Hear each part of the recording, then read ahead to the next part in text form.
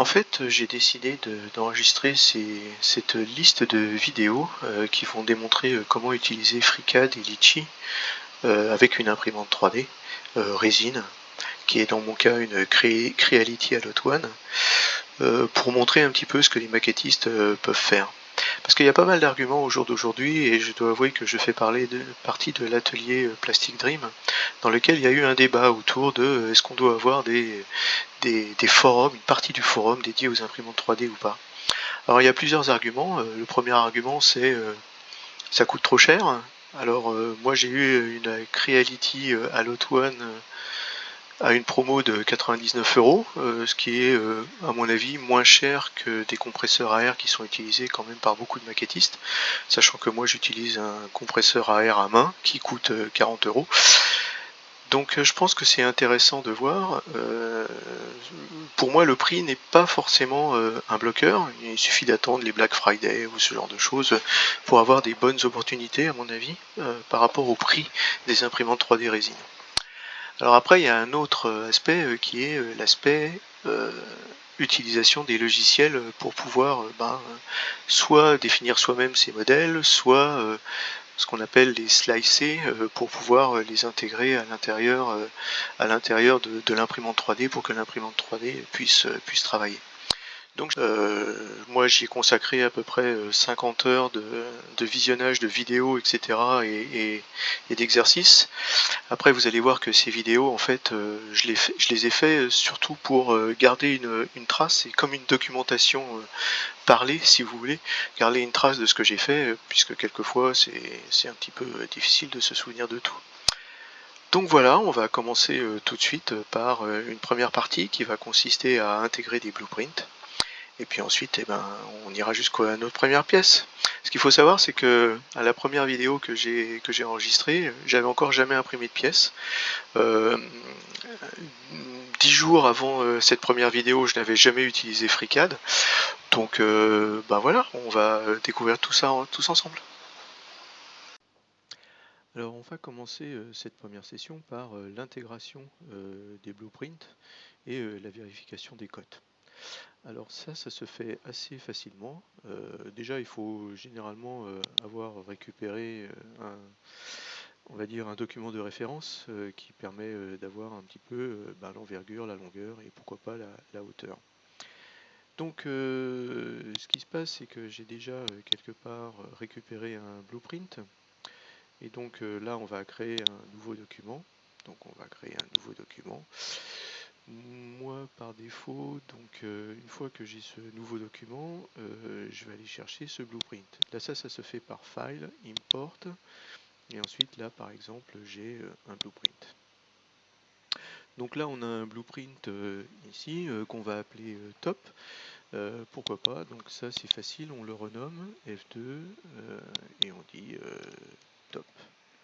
Voilà, donc là on a son premier blueprint. En fait je vais recommencer cette opération, je vais importer le même blueprint, ok, mais vous allez voir que je vais changer son truc. Donc là par exemple je vais dire que en fait on va aller dans le plan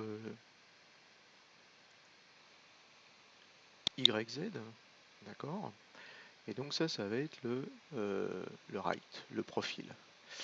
Donc ça je vais l'arrêter et je vais dire right, F2, right.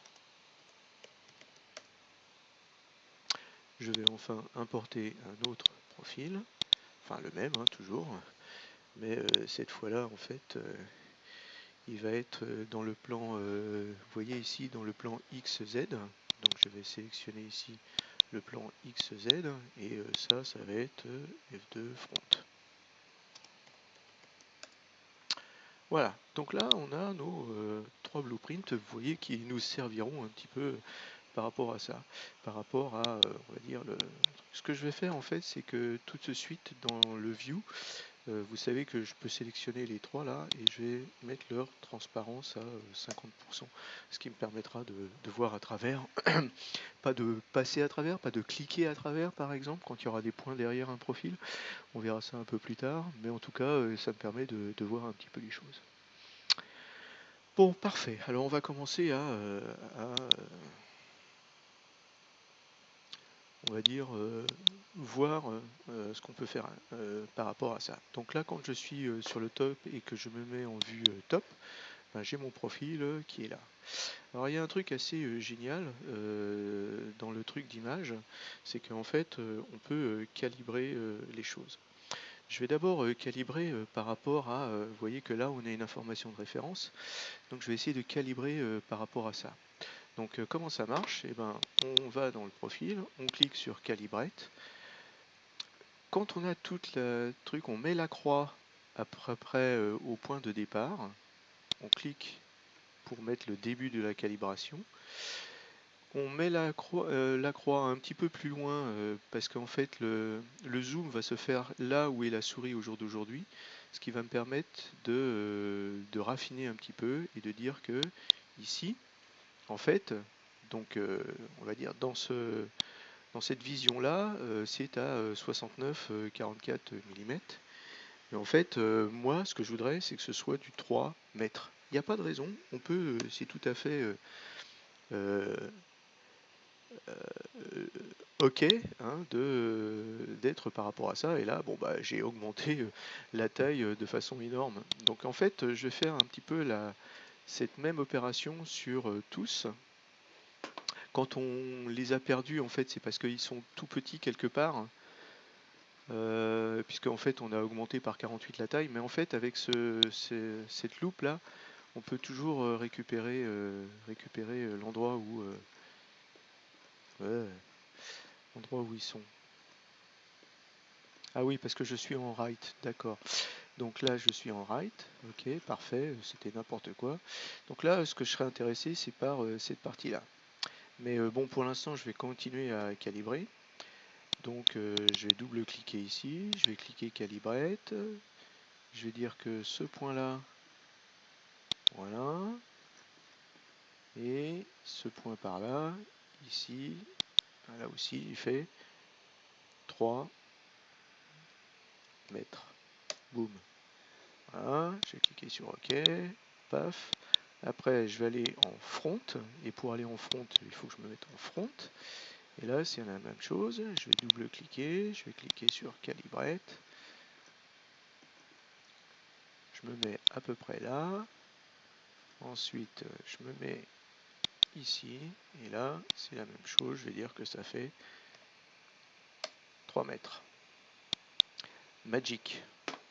Et donc maintenant, bah, de façon magique, j'ai mes trois profils, on va dire, qui sont mis à l'échelle. Donc une échelle assez importante. Et là, on va pouvoir commencer à regarder la cohérence du truc.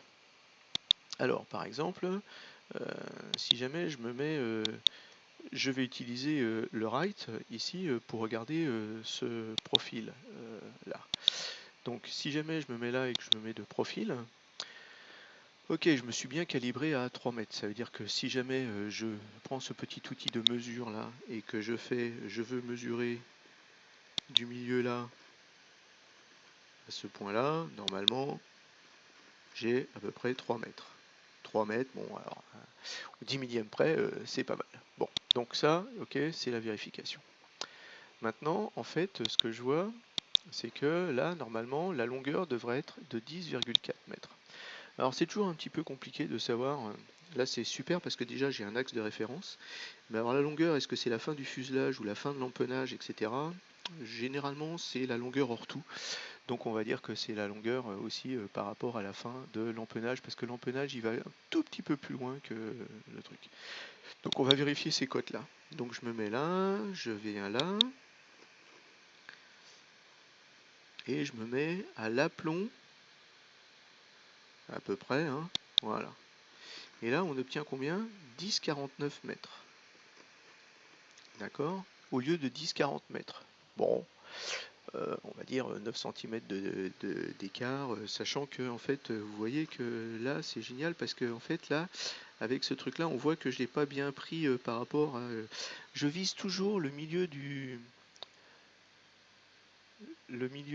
on va dire du truc. Donc en fait là, par exemple, ce que je pourrais faire, c'est pour être plus précis, je vais me remettre un petit peu comme ça. et je vais aller un petit peu. Donc là je dis que c'est au milieu du trait, et en fait là je vais vraiment taper à peu près à ce trait là, quoi. Et là on voit que j'ai 10,45 mètres. Donc celui-là en fait il est pas bon, je le vire. Et là on a 10,45 mètres, et là on voit bien que bon, on est bien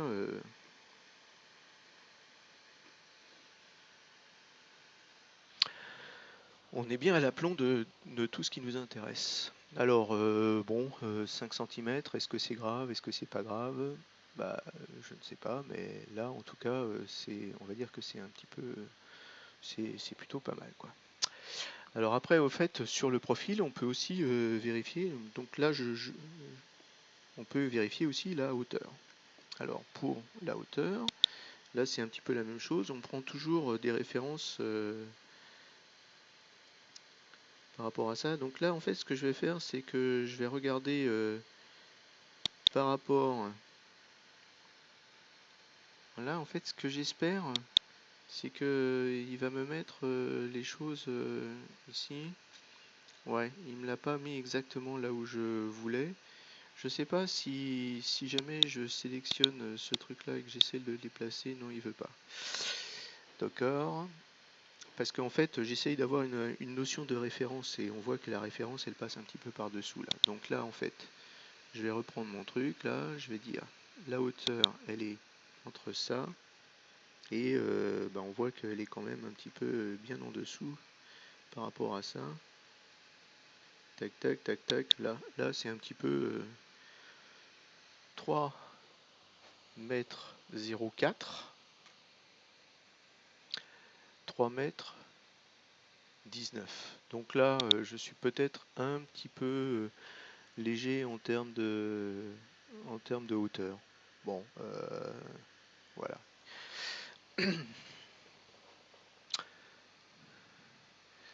Donc ça, le profil, on va dire, peut-être qu'on pourrait augmenter un petit peu en Z. Donc comment est-ce qu'on fait dans ces cas-là pour augmenter au Z? On ne peut plus vraiment utiliser la calibration, mais si jamais on veut passer de 3,04, 3,038 à 3,19, et ben on prend son petit téléphone, d'accord, là quand même il faut faire un petit peu de calcul, et on fait 3,19 divisé par 3,038, ça nous donne 1,05, donc on se trompe quand même de 5%, donc ça peut être important. Et en fait, si jamais je regarde dans les données là, je vois que le X est toujours dans l'axe, on va dire, horizontal, et le Y dans l'axe vertical. Donc si jamais je prends ce facteur que j'ai obtenu là et que je le multiplie, par exemple, donc c'est...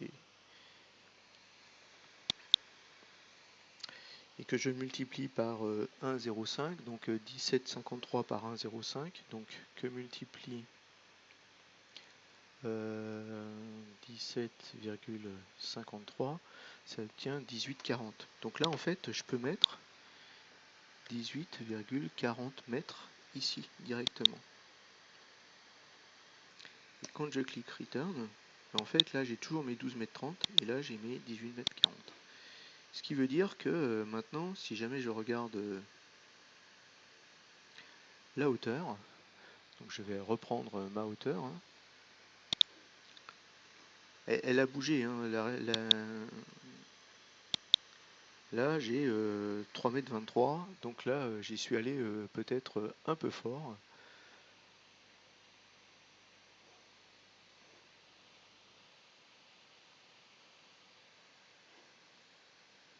Bah non, 3 mètres 23, c'est pas mal. Donc voilà, par contre, vous voyez que en fait,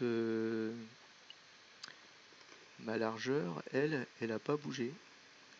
Donc on est bien pour le profil. Donc maintenant, je vais pouvoir